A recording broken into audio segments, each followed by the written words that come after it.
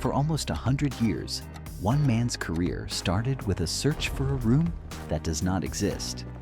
In the 1970s, a young American college dropout arrived in Egypt, believing that the survivors of Atlantis had built the pyramids 12,000 years ago and had hidden their secret knowledge in a chamber beneath the Sphinx's paw. He had been sent there, in his own words, on a mission. He spent years looking for that chamber. He never found it. What he found instead changed everything we know about how the pyramids were actually built. His name was Mark Lehner. We'll come back to him. First, the numbers. The Great Pyramid of Giza was built around 2060 BCE for a pharaoh named Khufu. It originally stood 147 meters tall, close to 480 feet, making it the tallest structure on Earth for almost 4,000 years, a record no building anywhere broke until the late 19th century.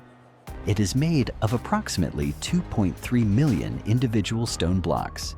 Each one weighs, on average, between 2.5 and 15 tons. Some of the largest weigh far more than that. To put that another way, imagine lifting a fully loaded double-decker bus, not once, but 2.5 million times, each one raised higher than the last, stacked with a precision that modern engineers still find difficult to fully explain. It was built in roughly 20 years. That single fact, the speed of it, is where almost every alternative theory begins. How could a civilization without iron tools, without the wheel in heavy construction, without any machine more complex than a lever or a pulley, move millions of tons of stone into a shape this precise, this fast? For a long time, nobody had a complete answer. And where there's no complete answer, there's room for a story. Some of the stories are old. The Greek historian Herodotus visited Egypt around 450 BCE, 2,000 years after the pyramids were built, and was told by local guides that 100,000 men labored for 20 years, dragging stones with wooden levers. He wrote it down as fact. It became the foundation of almost everything written about the pyramids for the next 2,000 years. Some of the stories are newer and stranger. In the 20th century, as archaeology slowly filled in the real picture, a different kind of explanation grew alongside it. Not in universities, but in popular books, late-night television, and eventually the internet. The theory that ancient Egyptians could not possibly have built this alone, that they needed help from a lost, more advanced civilization, or from somewhere further away than that. These ideas were never built on new evidence. They were built on disbelief, on the simple human difficulty of accepting that people 4,500 years ago, with copper tools and rope and their own hands, could do something this enormous. Modern science has not just disagreed with that disbelief. It has, piece by piece, taken it apart. Start with the workers. For most of history, the story was slaves, chained, whipped, dying by the thousands under the desert sun. It's a vivid image. It shows up in films, in textbooks, in casual conversation to this day. It is not what the archaeological record shows. In 1988, a team led by archaeologist Mark Lehner, the same man who once searched for Atlantis' hidden chamber, began excavating an area south of the Sphinx behind a massive ancient stone wall the locals called the Wall of the Crow. What they found over the following decades was not a prison camp, it was a city. Bakeries with ovens still holding the shape of the bread baked in them 45 centuries ago. Breweries, barracks-style housing, built in long galleries that could sleep rotating crews of workers. A royal administrative building. Streets, the largest hypostyle hall, a roofed space held up by columns, found anywhere from that period in Egypt. Animal bones recovered from the site tell their own story. The workers were eating meat, cattle, sheep, goat, at a rate that, according to the archaeologists who studied the bones, no enslaved population in history has ever been fed. Estimates suggest the site could support 20,000 to 30,000 people at its peak. fed well enough that some researchers have only half joked that the pyramid builders ate better than many Egyptians do today. These weren't prisoners. They were a workforce. Skilled stonemasons working alongside laborers performing seasonal duty, organized into teams with names like Friends of Khufu and Drunkards of Menkaura, painted in red ochre directly onto the blocks they moved. We know their team names.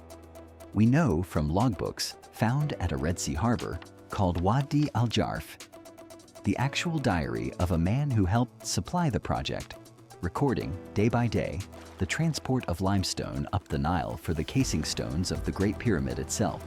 It is, simply, the oldest inscribed papyrus ever discovered, and it describes a logistics operation, not a miracle. Then there's the stone itself, how it got there at all. For decades, this was one of the hardest pieces of the puzzle. The Giza Plateau sits at the edge of the desert. The Nile, today, runs well over a kilometer away. How do you move 2 million tons of rock across that kind of distance by hand without wheels built for the job? In May of 2024, a team of researchers used satellite imaging and sediment samples buried deep underground to map something that no longer exists. An ancient, vanished branch of the Nile River, now named the Ahramat branch. Ahramat being the Arabic word for pyramids. 40 miles long, half a kilometer wide, 25 meters deep at points. It ran directly past the Giza Plateau 4,500 years ago, before centuries of drought and shifting sand erased it from the landscape entirely. The pyramids, in other words, were not built in the middle of an empty desert. They were built on a riverbank. Boats, not sledges dragged for miles over sand, carried the heaviest stones almost the entire distance.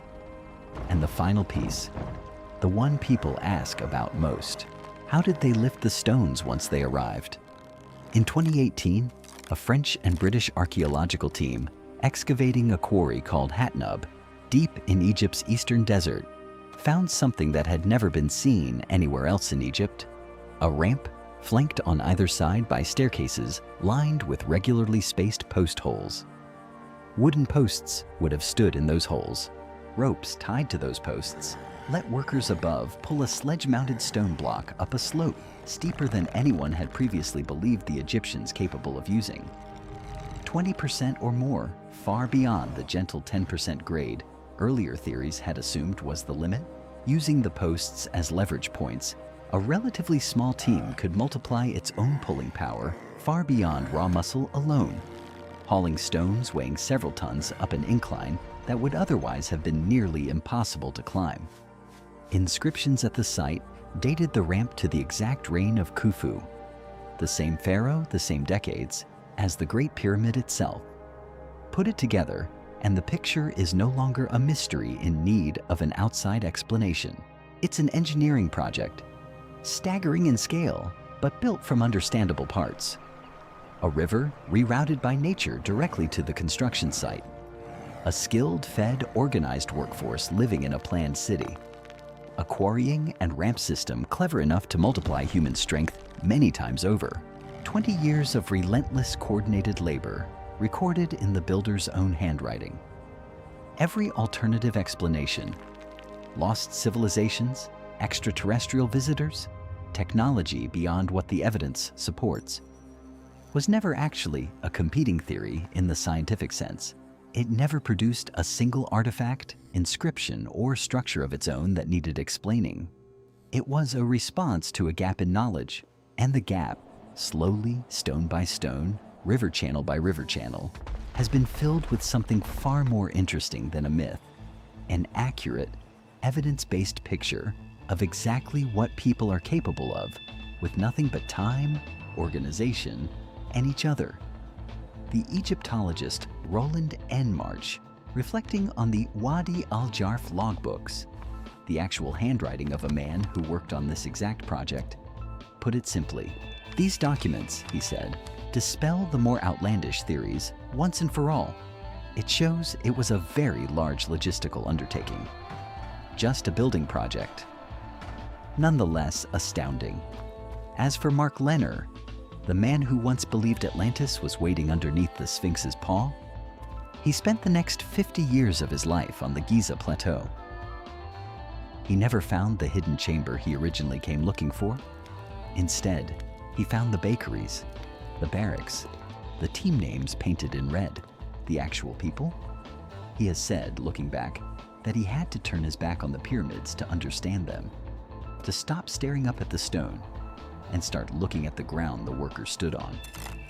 What he found there wasn't a lesser story than the one he started with. It was a true one.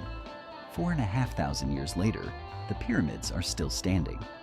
Not because something impossible happened on that plateau, because something entirely human did.